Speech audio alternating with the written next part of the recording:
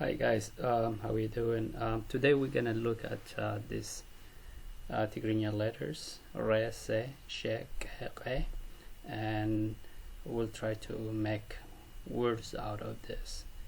In addition, we will also try to look at the letters that we learned last time, which are, if you can remember, he, le, he, me. And then let's go here. So the first word that I want to share with you is sirre. Sirre means pants. So we have si and we have re. Sirre.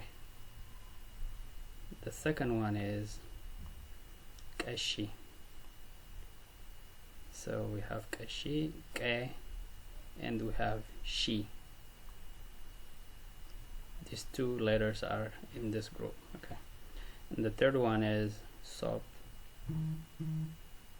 samna, sa, mi, na. So mi is coming from the letters that we learned last time. And there is hamsa, ha, mi, sa, which means 50. And the last one is mesmar, me-si-ma-r, which means nail. Alright, until I come to you next time, have a good day. Bye.